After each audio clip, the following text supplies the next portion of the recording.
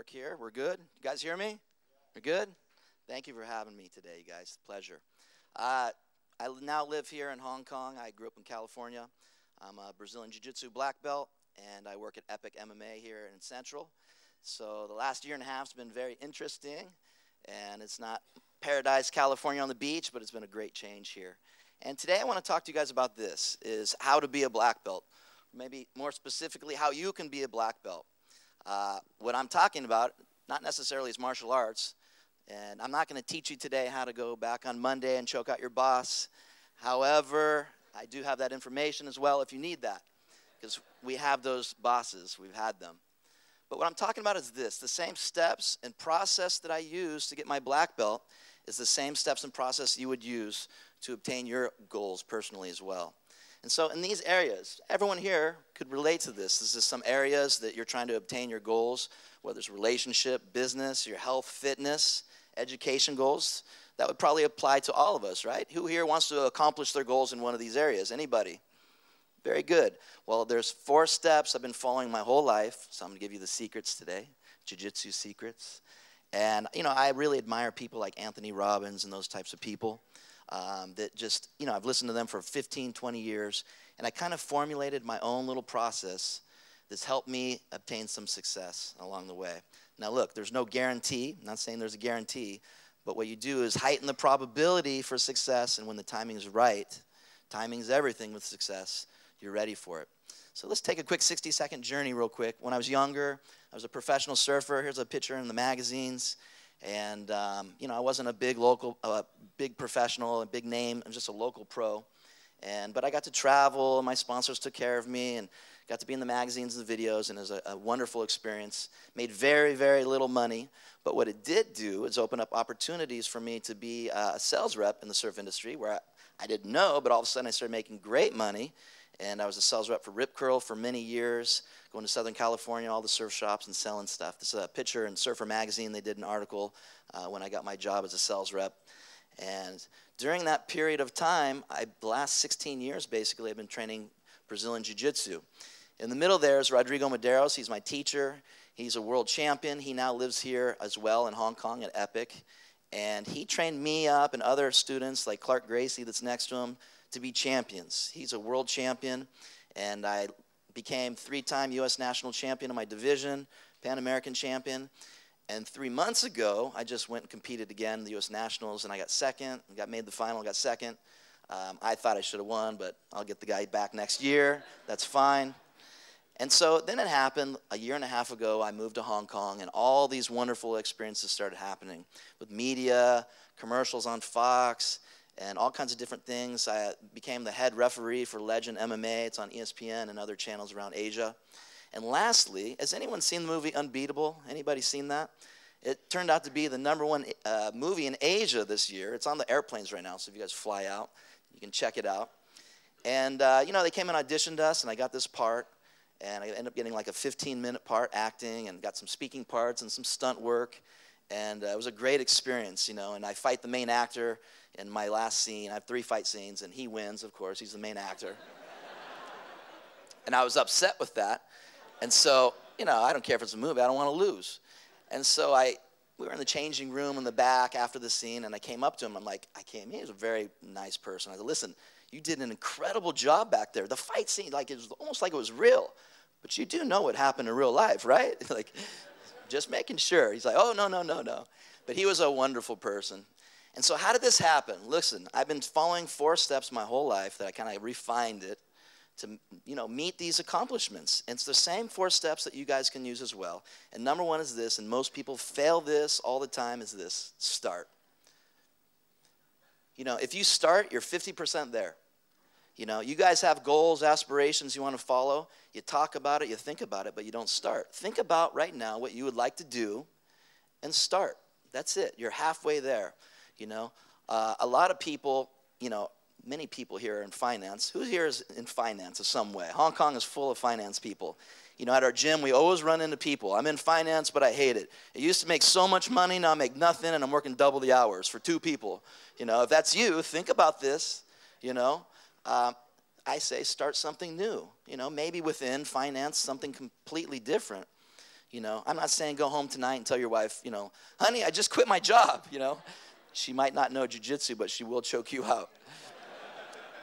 So listen, don't let fear and laziness, those things stop you. So number one is just start. Number two is make goals, okay? I advise 1 year, 10-year, lifetime goals. Who in here has physical goals written down? Anybody? Anybody? Very good. Very good. Are you a CEO? Janitor. Okay, that's fine. It's a start. Listen, write down your goals. If you aim at nothing, guess what you're going to hit? Nothing. That's it. You know, there's something interesting that I read years ago. The one thing that multimillionaires and successful people had in common was one thing, most of all. Guess what it was? They physically wrote down their goals, and they had them out so they could see them every day. Listen, start what you want to do. Write down your goals and make them specific, that you can see them every day. If you don't have something to aim at, you're not going to hit anything. Don't wait for random acts of success to happen to you, because it'll be random if it happens. You want calculated acts of success, yeah? And so, look at this. I have a buddy here today, actually. He came to our gym. This is Lawrence. He came 11 months ago to Epic, and he's 320 pounds here, 146 kg. And he came in, and when he first came to my class, he couldn't even close his gi, like the coat, you know, and I was looking at him. My students are looking at me like, do not put me with that guy, please. Don't put me with him. He's going to crush me. And he came, and I said, you want me to get you a bigger gi? I don't know if we have a bigger one. We didn't. He's like, no, I plan on losing weight. And I watched him for 11 months. At Epic, we have a fitness side, our professionals over there, and we have a martial arts side. And I watched him bust his butt literally for the last 10, 11 months. And look at Lawrence today, lost 100 pounds.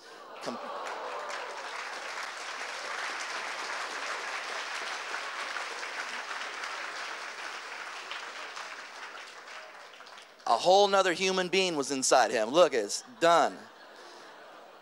Now, did he make extreme measures to make this goal? Absolutely.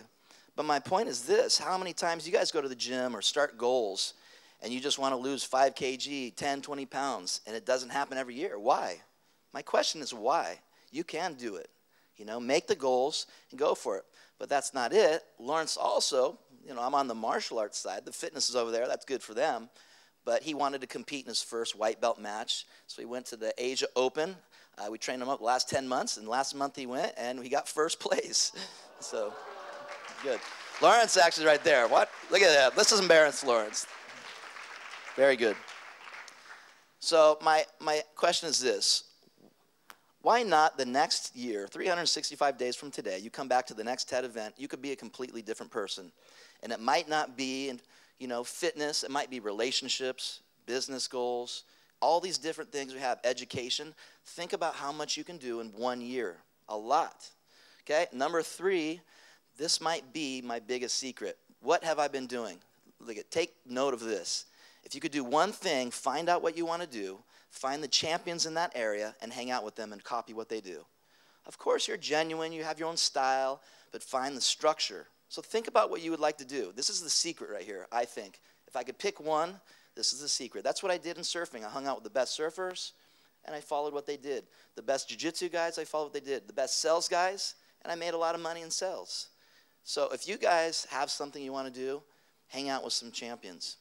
You know, if you had the opportunity to hang out with Tiger Woods, how good would you be at golf after a year?